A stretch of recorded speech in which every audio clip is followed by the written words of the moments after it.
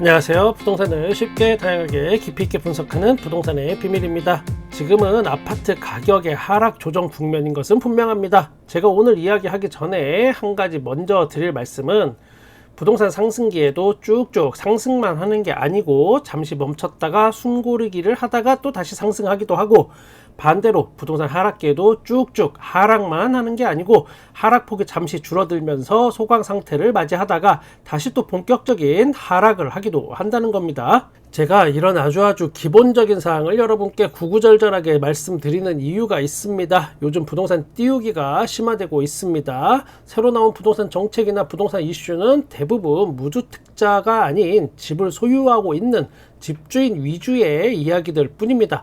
아무래도 선거철이다 보니까 정치적인 영향이 전혀 없다고 할 수는 없습니다. 이렇게 방향성이 한번 정해져 버리면 어찌되었건 부동산 시장에 각 지역별 영향을 미치게 되기는 합니다. 그러다 보면 특수한 지역에 특수한 수요가 몰릴 수도 있습니다. 예를 들어 보면 GTX 2기 발표를 하면서 수혜를 받을 것으로 예상이 되는 지역의 집값이 하락세를 멈추고 거래가 될 수도 있습니다. 아니면 화성시 같은 경우 요즘 갭 투자가 가장 많습니다. 이유가 굉장히 단순합니다. 1000만원, 2000만원으로 갭 투자가 가능한 아파트들이 많이 있으니까 그쪽으로 또 투기 수요가 몰리기도 하는 겁니다. 그러면 당연히 하락폭이 줄고 가격이 정체하거나 살짝 반등할 수도 있습니다. 김포시나 구리시, 하남시 등 경기도를 서울로 편입하겠다라고 하는 이슈를 한 번 더 띄울 거고, 선거철에 이거를 10분 활용할 겁니다. 그러면서 가격 하락세가 또 멈출 수도 있습니다. 일기 신도시 역시 2030년부터 입주를 한다는 장밋빛 전망을 일단 내놓으면서, 그게 될지 안 될지 모르겠지만 선거에 10분 활용하는 일이 발생을 하고, 그로 인해 수요가 또 일부 몰릴 수도 있습니다. 이미 분당에 자리를 선점해야 한다라면서 설레발치는 수많은 부동산 찌라시들이 돌고 있기도 합니다. 이런 이슈는 그냥 간단합니다. 이걸 이용하면 돈벌이가 쉬운 사람들이 한껏 이용할 거고, 돈벌이가 쉽다는 이야기는 다시 한번 얘기하면 반대로 그만큼 피해를 받는 사람도 쉽게 당할 수 있고 피해가 크다라는 이야기가 됩니다. 이런 일이 반복될수록 하락폭이 줄어드는 현상이 나타날 수도 있습니다. 진짜 문제는 이제 여기서부터고 승부수가 한번 띄어지게 되는 겁니다. 제가 영상 초입부에 드린 말씀, 하락할 때도 쭉쭉 하락만 하는 게 아니고 숨고르기 하다가 다시 하락할 수도 있다라고 말씀드렸습니다. 잠깐 숨고르기 하느라 부동산 하락폭이 이게 또 기존보다 살짝 줄어들게 되면 바로 부동산 반등 하나, 부동산 바닥 찍었다, 부동산 하락폭 줄고 상승 전환으로 가나, 이런 류의 기사들이 나오면서 이제 심리전이 본격적으로 또 시작이 됩니다. 부동산 들썩, 부동산 화들짝, 부동산 불끈, 불끈은 아니다.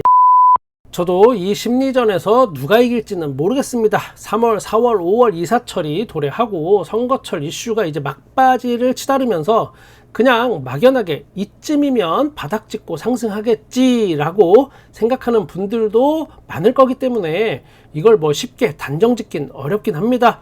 좀 더 명확하게 정리를 해보면 대한민국의 대내외적 경제 상황, 그리고 금리 문제 등등 눈으로 이렇게 확인할 수 있는 데이터라는 거는 분명히 하락세를 가리킬 수밖에 없습니다. 이거를 이성적 판단이라고 일단 해주겠습니다. 그럼 감정적 판단은 어떤가? 심리적 투기 바람에 갭투자 열풍, 그리고 또 이사철이 되고 전세를 더 살아야 하나, 아니면 지금이라도 돈에 맞춰서 집을 사야 하나 하는 어떤 현실적인 문제와 심리적 갈등 상황, 또 공사비 올라서 분양가는 계속 오를 거라는 언론 보도에 대한 어떤 막연한 두려움, 이제라도 대충 분양받고 들어가면 되지 않나 싶은 그런 마음, 기타 등등 이런 감정적 판단은 또 이성과 다를 수 있습니다. 이성적 판단과 감성적 판단이 우리를 상당히 힘들게 하는 것도 사실이며, 우리는 감정적 판단에 많이 휘둘릴 수밖에 없는 것도 이것도 사실이긴 합니다. 지난 부동산 폭등기를 기억해보면 그때는 아무리 말해도 누가 말려도 이성적 판단이 도저히 먹히질 않던 그런 시기이긴 합니다.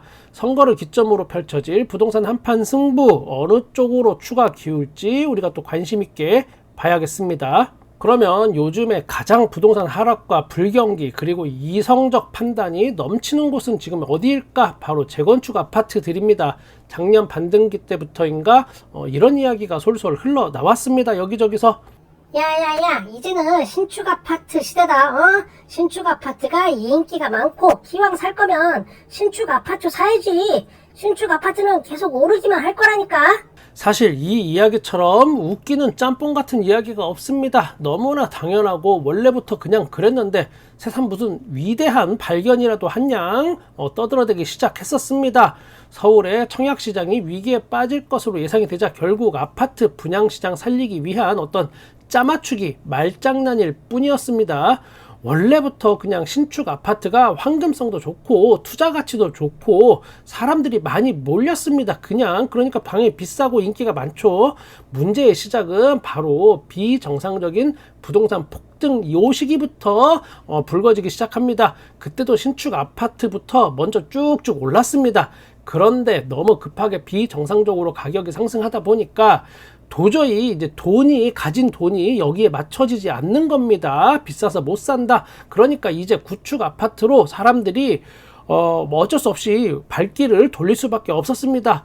이때부터 구축 아파트 집주인들이 일명 가격 키 맞추기 한다고 신축 아파트만큼 거기보다 조금 낮게 구축 아파트 가격을 그냥 팍팍 올려버립니다.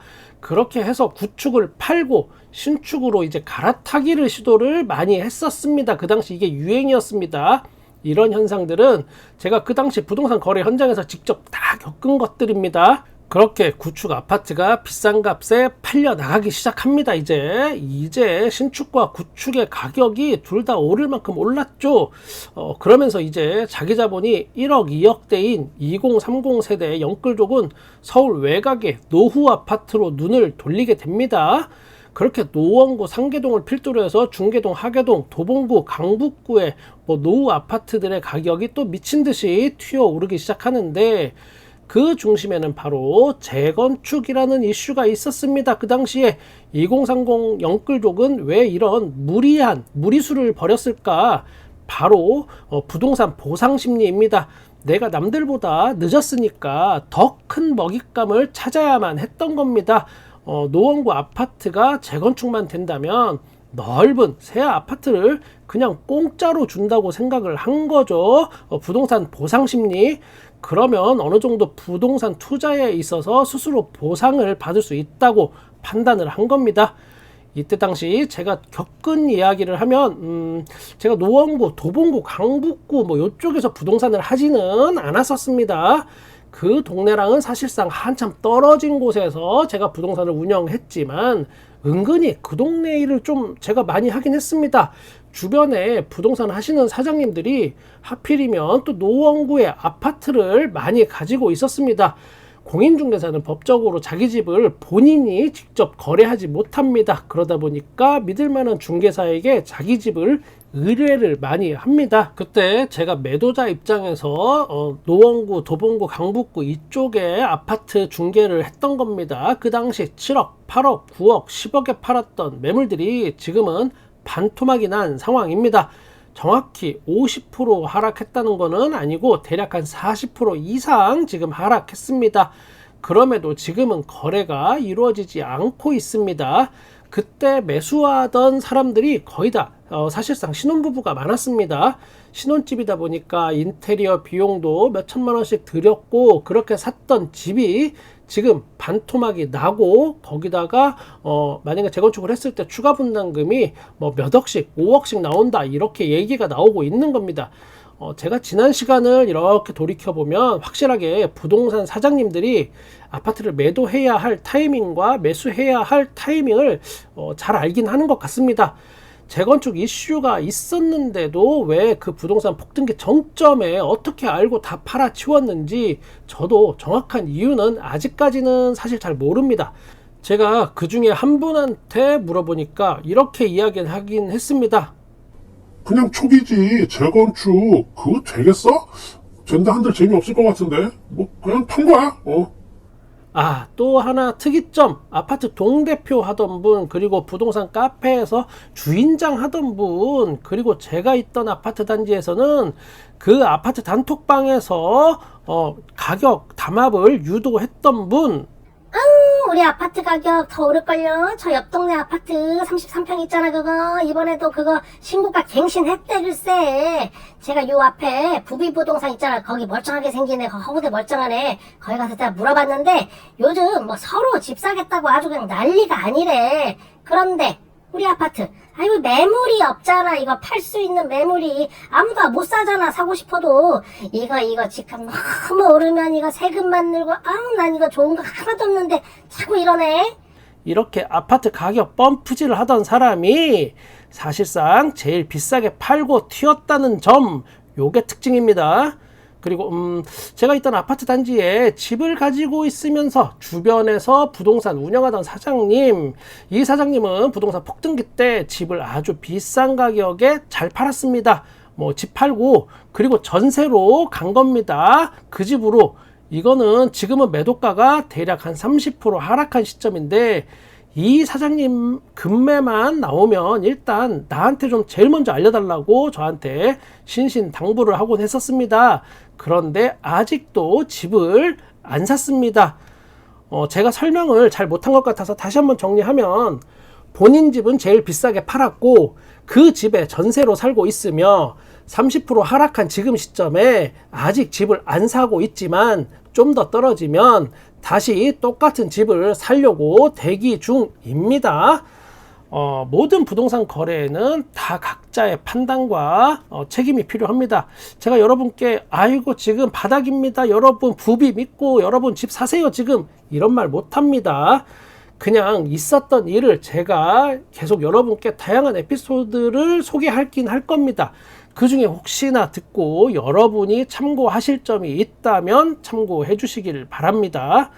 현재 재건축 예정 아파트들은, 그러니까 구축 아파트가 먼저 하락하고 더 큰 폭으로 하락 중입니다. 재건축 예정 아파트들, 이제 재건축하면 공짜로 집 주던 시절은 앞으로 영원히 돌아오지 않을 것 같긴 합니다. 따라서 추가 분담금 공포, 여기에 노도강은 이미 반토막 난 상황이고 이마저도 더 하락할 가능성이 열려 있으며, 강남권도 그 여파가 서서히 다가오고 있습니다. 강남권도 지금 추가 분담금 얘기 나오면 다 10몇 억입니다. 압구정 현대 2차, 개포 우성 7차, 음마아파트, 잠실 주공 5단지 등등 모두 재건축 예상 수익률이 지금 팍팍 줄어들 가능성이 현실화되면서 매매가도 약세에 있습니다. 오늘 부비가 하고 싶은 말, 부동산 하락기에도 상승기에도 숨 고르기의 타이밍은 언제나 온다. 그때 나는 시장을 어떻게 바라볼 것인가? 저는 여러분의 부동산에 끝까지 함께 하겠습니다. 구독과 좋아요 감사합니다. 부동산의 비밀이었습니다.